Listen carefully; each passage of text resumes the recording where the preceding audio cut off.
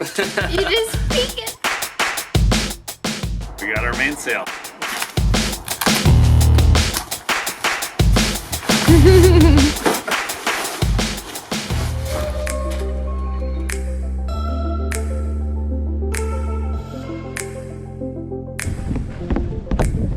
You're coming too. What started as a dream is now our reality. 6 years ago, we poured her ballast, raised every frame, cut every plank, and named her Red Aviva. Ready for life back on the ocean, this year we're determined to set sail. Would you look at that? I'd say that's the making of a fine cruising vessel.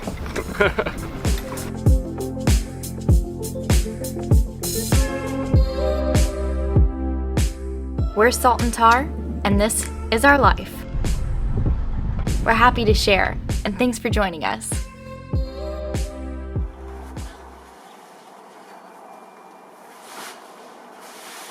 Look at this thing.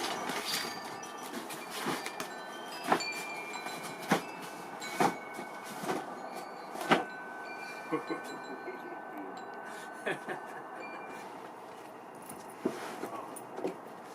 won't be able to unfold it all the way on this one. Close. Oh yeah.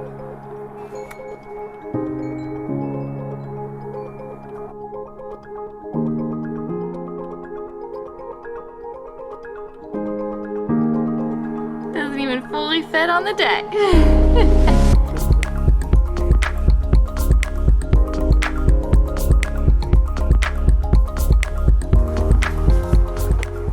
So beautiful.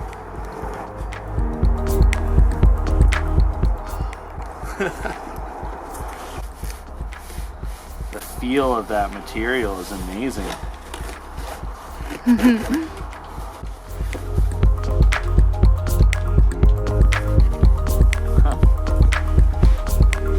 Come on, buddy.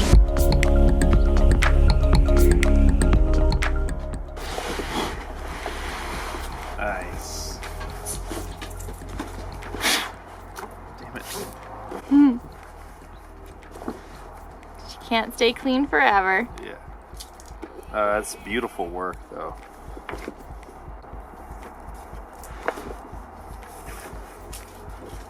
Really beautiful work.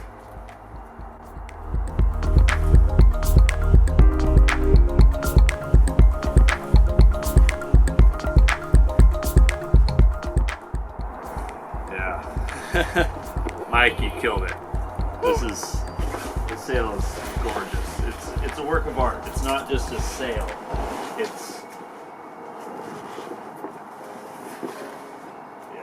This is definitely more than just a sail. This is a work of art. It's beautiful. Like all the detail and everything.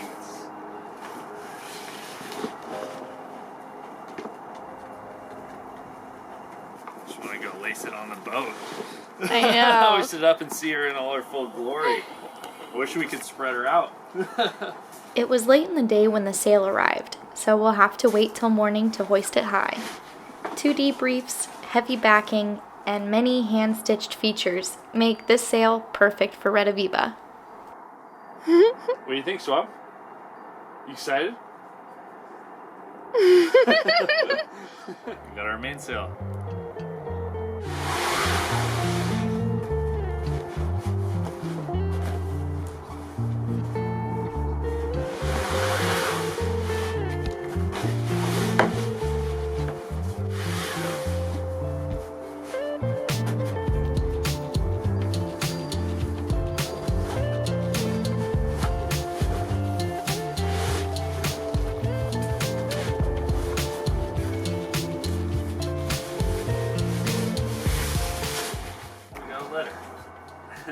Ruth and Garrett, you two are such a wonderful inspiration for the rest of us. m&hbartles is not only one of the best sailmakers in the world, he also happens to be a dear friend of mine. I can't think of a better combination than the beautiful Red Aviva flying an m&hbartles sail. Keep up the amazing work, and thank you so much for bringing folks like me along for the journey. Aw, who wrote that?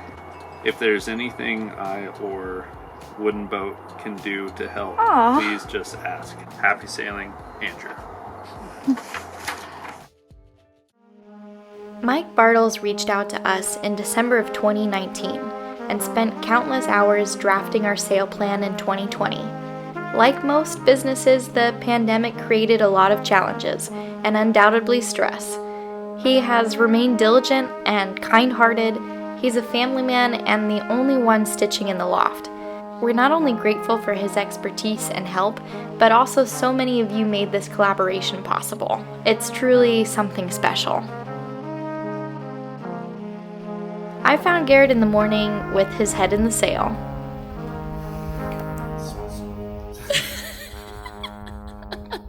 Good morning. What in the world are you doing?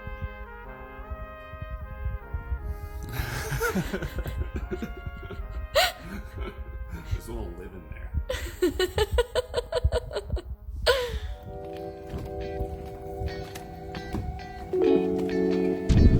So our mainsail arrived yesterday, and so we went to go pick it up at my parents' place, and we've got it here now on board.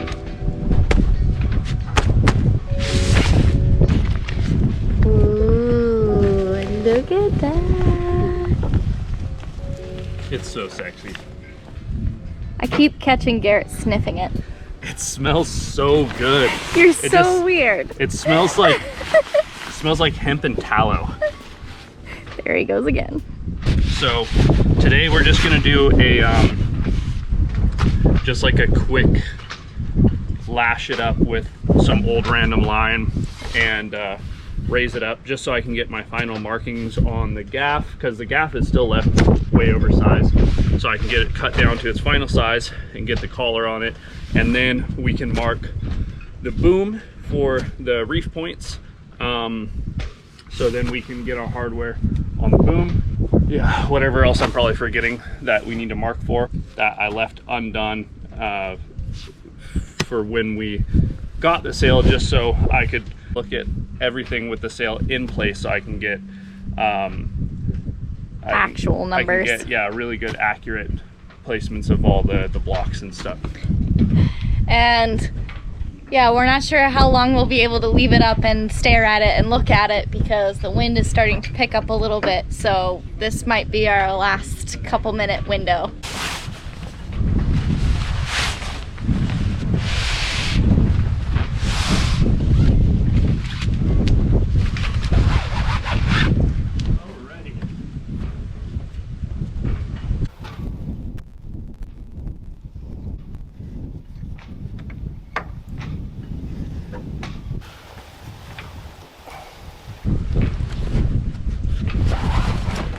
One of those things that's hard because, like, you know, it's gonna get really dirty eventually, but I just want to baby it so much.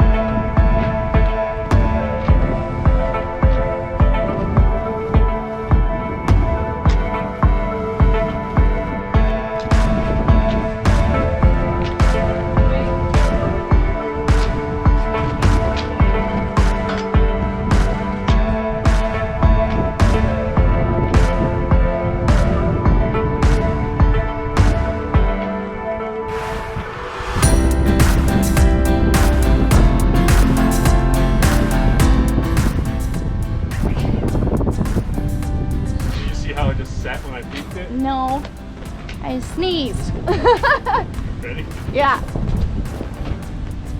Oh, wow. Wow. The sail just seemed to be a magnet for the wind.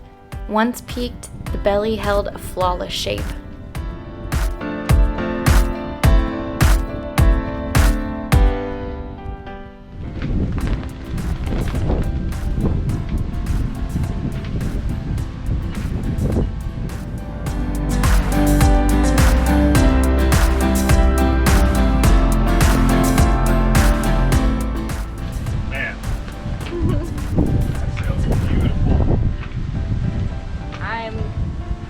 My breath has been taken away. I know.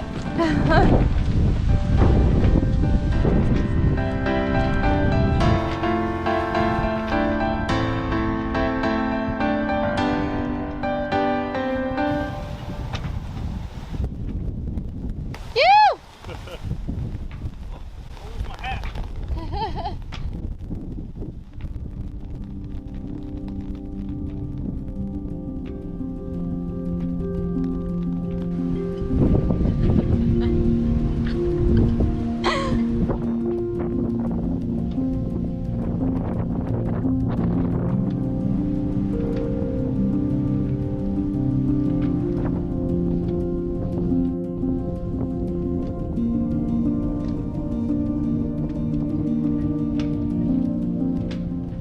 I wish we could keep it up all day, every day. Oh, so gorgeous. Yeah, the shape of the sail is absolutely beautiful. Okay, we hear you. It's windy. We'll get you down. She was just jumping at her dock lines. You could almost hear her say, "If we're not going sailing, let me be." Squished between her sister and the dock, there was no room to gallop. Fortunately, it's too windy to kind of do what we wanted to do before. So, might just kind of lash everything up and see if we can find something to cover it up with. And then maybe shoot for the morning or something when it's calm. Yeah. Raise it back up and start marking things out.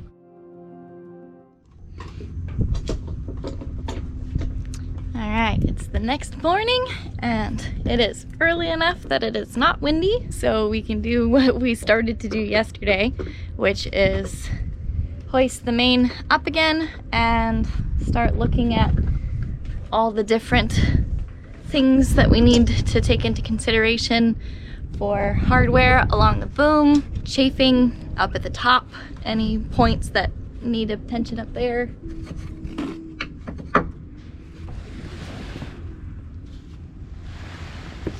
Whoops, we have it. There we go. Stuck to a little sap.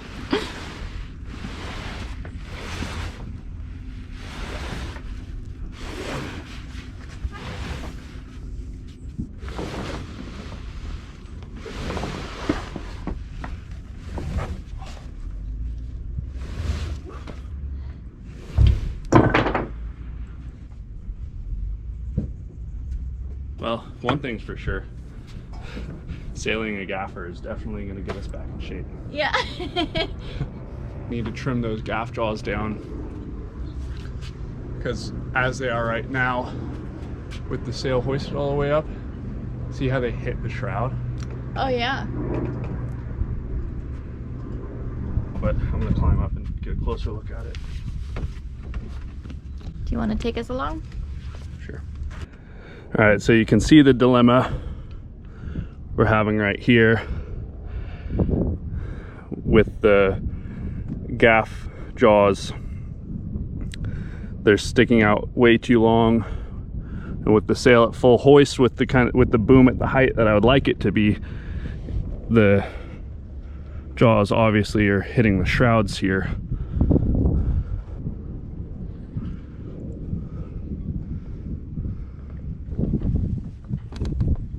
So Garrett's gonna go lower the sail again.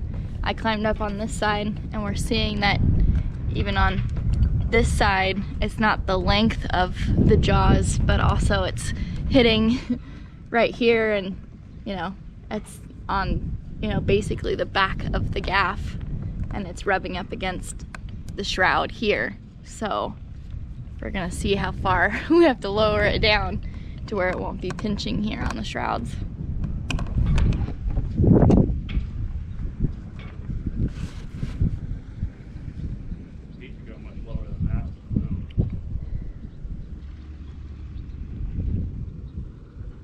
Probably could benefit from still being mildly shorter. And here we might have to reshape this.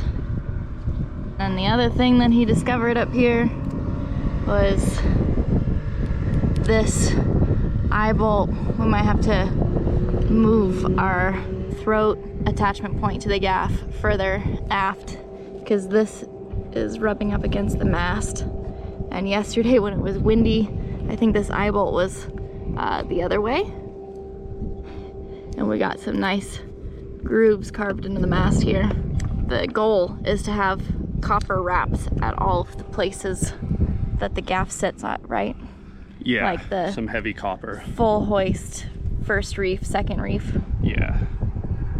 It still kind of touches there a little.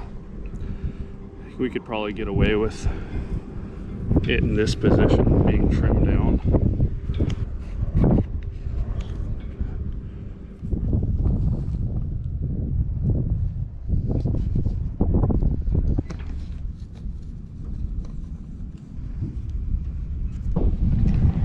So here's the boom at the lower position. Yeah, because that would even interfere if we wanted to, like, you know, mount our life raft right here or right here or something. It'd be really low.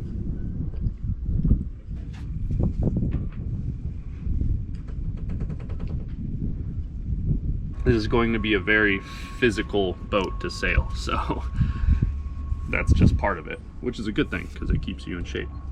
How it's laced temporarily right now up against the gaff is how it will be laced around the boom here. And I could live with it here.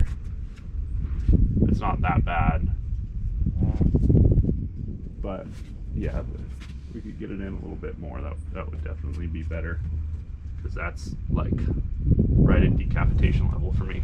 I think as far as what we can do now, we can put the eye in the boom. We can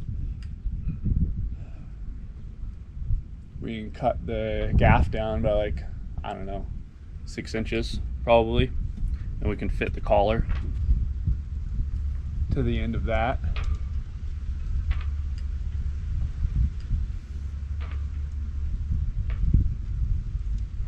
What else? We can start soaking peril beads in some oil. Yeah, lace up all our peril beads. I think I've got line for that, and then we can break out the spool of 3-strand that we have, and we can start actually doing the permanent lacing on the foot at least. All right, so let's see if I can do this. The point of the sail: throat, peak, clew, tack, foot,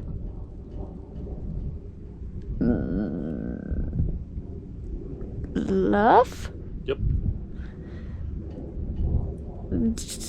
Mine's a blank. Leech. Leech. And then is the top of the head. It's just head. Okay. Head, leech, foot, luff. Tack, clew, throat, peak. Alright, so we're gonna give it a try and see if we can get away with salvaging these jaws. Now that it's down here and I'm getting a closer look at it, I think I can get away with taking a lot more meat off than I thought, and having it still be nice and strong. because this is black locust, we're just gonna give it a go. So I've got some just basic reference points that I just sketched down, recess these nuts and bolts into it, and then we're gonna cut something like this. I come right here and trim that off and round it over so it's kind of skinnier on the end. Hoist up again and see how it looks. And if it's still a no-go, then we'll have to design and build like a saddle kind of setup for this. So not the end of the world, but if we don't have to, then I would rather not have to design and fabricate another piece. So we're gonna take off all the lacing so we can detach the sail and remove the gaff. Cut it to its final length and secure the peak bridle.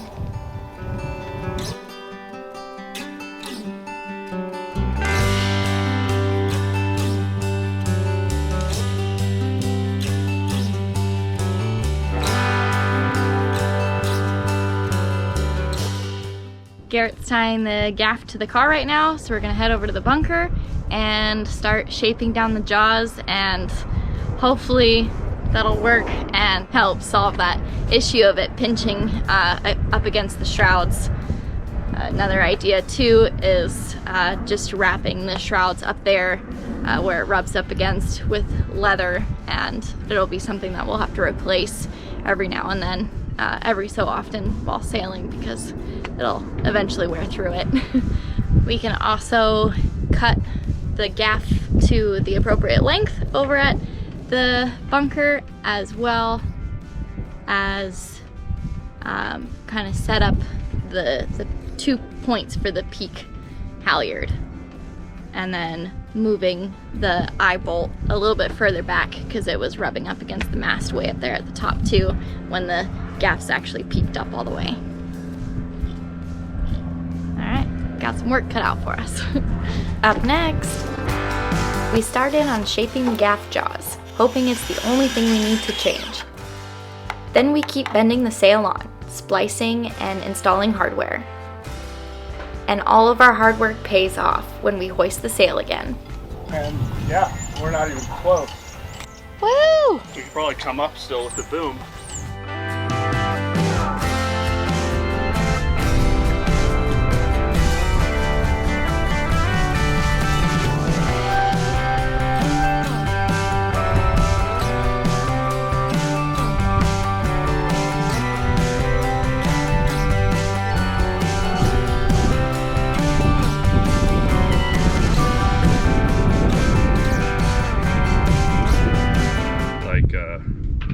Pipe. Hey, we're sailing.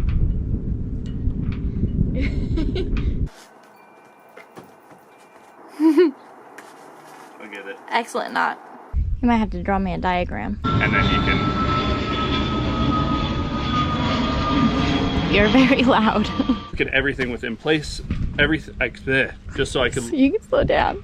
What else do I want to say about that? Swab. Off. What? I'm excited too.